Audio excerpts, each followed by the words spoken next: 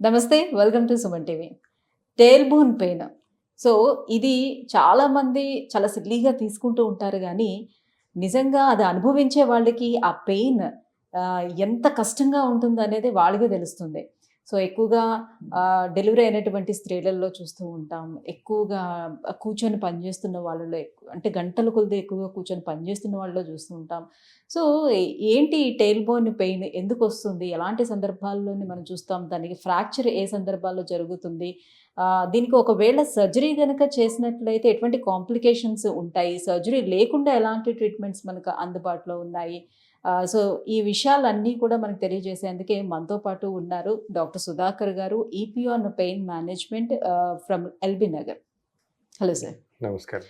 Sir, tail bone pain. So, చాలామందికి ఆ pain వచ్చేటప్పుడు కూడా సాధారణంగా తుంటి దగ్గర పెయిన్ వస్తుందేమో, లేకపోతే నాకు బ్యాక్‌లో పెయిన్ వస్తుందేమో అని అనుకుంటారు కానీ, టెయిల్ బోన్ పెయిన్ అనేది చాలా వరకు ఎవరు కూడా దాన్ని గెస్ చేయలేరు. యెస్.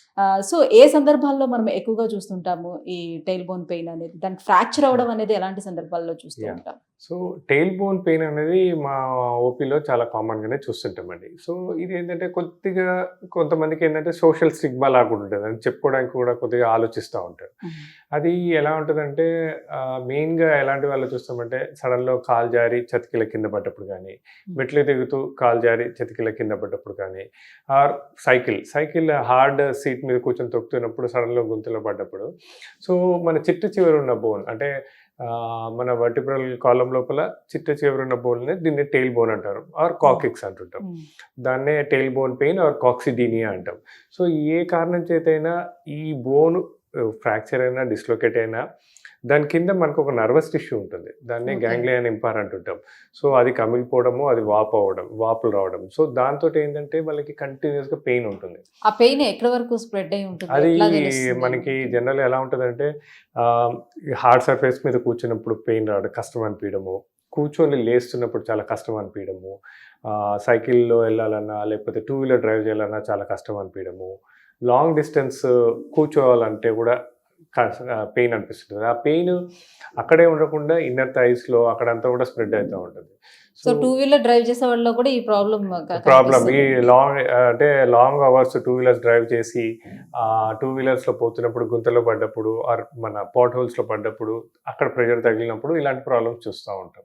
సో, ఇంకోటి ఏంటంటే లేడీస్‌లో ఏంటంటే డెలివరీ అప్పుడు బిగ్ బేబీస్ వజైనల్ డెలివరీ అయినప్పుడు దాని కింద ఉన్న నర్వస్ టిష్యూ కొద్దిగా డ్యామేజ్ అయ్యే ఛాన్స్ ఉంటుంది. ఆర్ ఇక్కడ కొద్దిగా డిస్‌ప్లేస్‌మెంట్ అయ్యే ఛాన్స్. సో, అప్పుడు కూడా వాళ్ళకి కంటిన్యూయస్‌గా పెయిన్ వస్తా ఉంటుంది. సో, పోస్ట్ డెలివరీ కొంతమందిలో చూస్తా ఉంటాం ఇది కామన్‌గా. సో, అది వాళ్ళ సింప్టమ్స్ అన్నీ సింపుల్ అంటే మెయిన్‌గా హార్డ్ సర్ఫేస్ మీద కూర్చోవాలన్నా కష్టము, కూర్చొని లేవాలన్నా కష్టము, లాంగ్ డిస్టెన్స్ ట్రావెల్ చేయాలన్నా కష్టం అని చెప్తా ఉంటారు. ఓకే. అంటే లైక్ ఇది బ్యాక్ పెయిన్ లాగా అనిపిస్తూ ఉంటుందా? లేకపోతే మనం కూర్చున్న ఆ సీట్ పైన ఆ! పెయిన్ వస్తూ ఉంటుందా? లేకపోతే కిందకి కూడా ఆ పెయిన్ అంటే అనేది స్ప్రెడ్ ఇది అవుతూ ఉంటుందా కాళ్ళకి? మెయిన్‌గా లో బ్యాక్ పెయిన్, మెయిన్‌గా కూర్చున్న సీట్ దగ్గరే ఎక్కువ పెయిన్ ఉంటది. టిపికల్ సిమ్టమ్ ఏంటంటే కూర్చున్నప్పుడు కింద సర్ఫేస్‌లో అక్కడ పెయిన్ వస్తుంది అని చెప్తారు అది. That is more typical. నడుస్తున్నప్పుడు, నిలబడున్నప్పుడు ఆ పెయిన్ అది ఎక్కువ ట్రబుల్ చేయదది. సో, మోర్ కామన్ సిమ్టమ్ ఏంటంటే కూర్చున్నప్పుడే. And that too hard surface మీద కూర్చున్నప్పుడు పెయిన్ అని చెప్తుంటారు. సో, లక్షణాల విషయానికి వచ్చేటప్పుడు పెయిన్ ఏ రకంగా ఉంటుంది ఏంటి దాన్ని బట్టి కనుక్కొని మనం అప్రోచ్ అవ్వడమే ఉంటుంది. సో, ట్రీట్మెంట్ పరంగా మనం చూసుకునేటప్పుడు సో, డయాగ్నోస్ చేయడానికి ఏమేమి టెస్టులు ఉంటాయి? అండ్ ట్రీట్మెంట్ పరంగా చూసుకునేటప్పుడు ఒకవేళ ఎవరికైనా ఫ్రాక్చర్ అయితే అసలు అక్కడ సర్జరీ చేయడానికి ఆప్షన్ అనేది ఉంటుందా? సో, ఫస్ట్ థింగ్ మెయిన్‌గా వాళ్ళు చెప్పే సిమ్టమ్స్ బట్టి ఒక కంక్లూజన్‌కి వచ్చేయొచ్చు. టిపికల్ సిమ్టమ్స్ హార్డ్ సర్ఫేస్ మీద కూర్చొని లేస్తున్నప్పుడు నొప్పి అంటారు. రెండోది ఏంటంటే క్లినికల్‌గా ఎగ్జామిన్ చేస్తాం. క్లినికల్‌గా వాళ్ళని పడుకోబెట్టి ప్రెస్ చేసినప్పుడు టెయిల్ బోన్ టచ్ చేస్తే చాలా సివియర్ ఎక్స్‌క్రూషియేటింగ్ పెయిన్ ఉంటుంది వాళ్ళకి. ఓకే. మాన్యుయల్‌గా టచ్ చేసినప్పుడల్లా. సో, ఇంకా తర్వాత ఏంటంటే ఫర్దర్‌గా ఒకటి ఎక్స్‌రే చేస్తాము. ఎక్స్‌రేలో మనకేంటంటే ఏమైనా డిస్‌లొకేట్ అయిందా? టెయిల్ బోన్‌లో ఏమైనా డిఫార్మిటీ ఉందా? ఏమైనా ప్రాబ్లమ్స్, ఫ్రాక్చర్స్ ఉన్నాయో తెలుస్తది. అవసరమైతే కొంతమందిలో ఎంఆర్ఐ కూడా చేస్తాం. అంటే ఇంతకుముందు మీరన్నట్టు ఒక్కొక్కసారి వెరీ రేర్‌గా టెయిల్ బోన్ పెయిన్ లో బ్యాక్ పెయిన్ లాగా కూడా మిమిక్ అయితా ఉంటది. సో, ఎంఆర్ఐలో మనకి ఆ డిఫరెన్స్ అవన్నీ రూల్ ఔట్ చేసుకోవడానికి చేస్తాము. బట్ 90% ఆఫ్ ద పేషెంట్స్‌లో ఎక్స్‌రే తోటే మనం అంటే వాళ్ళ సిమ్టమ్స్ క్లినికల్గా వాళ్ళకి ఎగ్జామిన్ చేయడము అండ్ ఎక్స్రే తోటి we can come to a conclusion. Very rarely MRI అవసరం పడుతుంది. బట్ ఎంఆర్ఐలో కూడా మనం ఒకసారి ఫైనల్ డయాగ్నోసిస్కి వచ్చామనుకోండి, ఒకవేళ ఫ్రాక్చర్స్ ఉన్నా డిస్లొకేషన్స్ ఉన్నా నాన్ సర్జికల్ ఆప్షన్సే బెటర్ వీటికి. ఎందుకు అంటే అక్కడ చాలా స్పింక్టర్స్ అటాచ్ అయి ఉంటుంది.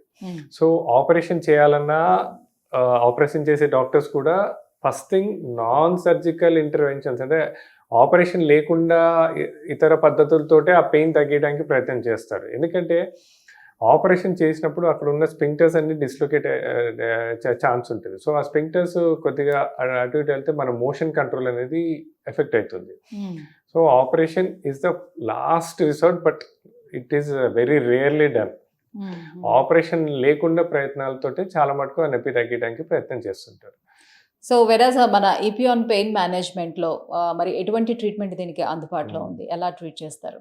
సో మా ఐపియాన్లో ఏంటంటే ఫస్ట్ ఇలా టెయిల్ బోన్ పెయిన్తో సఫర్ అవుతున్న వాళ్ళని క్లినికల్గా ఎగ్జామిన్ చేసి ఎక్స్రే తోటి ఒక కంక్లూజన్కి వచ్చాక వాళ్ళకి నాన్ సర్జికల్ ఆప్షన్స్లో ఫస్ట్ ఒక simple non steroidal anti inflammatory drugs పెడతాము. పెట్టి ఒక డోనట్ పిల్లో అంటే రౌండ్ షేప్ పిల్లో అండి, మధ్యలో హోల్ ఉంటుంది. సో ఆ డోనట్ పిల్లో అంటే వాళ్ళు ఎక్కడ కూర్చున్నా ఆ డోనట్ పిల్లో యూజ్ చేయమంటారు. ఎందుకంటే వాళ్ళు కూర్చున్నప్పుడు ఆ టెయిల్ బోన్ కింద సర్ఫేస్కి టచ్ అవ్వకుండా ఉంటుంది. సో అట్లా వెదర్ వాళ్ళు బైక్ పైన ట్రావెలింగ్ అయినా, కార్ పైన ట్రావెలింగ్ అయినా, ఆఫీస్లో చైర్లో అయినా, ఇంట్లో అయినా ఆ డోనట్ పిల్లో యూజ్ చేయమంటారు. సో దట్ ఆ టెయిల్ బోన్ కింద సర్ఫేస్కి టచ్ అవ్వనప్పుడు దానికి కొద్ది రెస్ట్ దొరుకుతుంది. ఆ రెస్ట్ దొరకడం వల్ల ఆ ఇన్ఫ్లమేషన్ ఎడిమా అనేది కొద్ది వరకు నాన్ స్టెరాయిడల్ యాంటీ ఇన్ఫ్లమేటరీ డ్రగ్స్తో తగ్గుతుంది.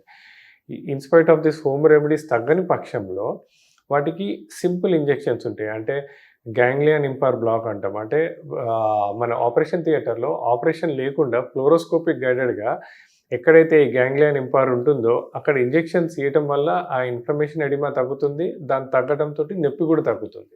ఒకవేళ అంటే తాత్కాలికంగా అది ఉపశమనం ఉంటుందా లేకపోతే? లేదు, ఇది దీర్ఘకాలిక పరిష్కారం. It's a very long lasting solution. And ఒకవేళ ఇంజెక్షన్స్ తగ్గని పక్షంలో radio frequency ablation of ganglion impar అంటారు.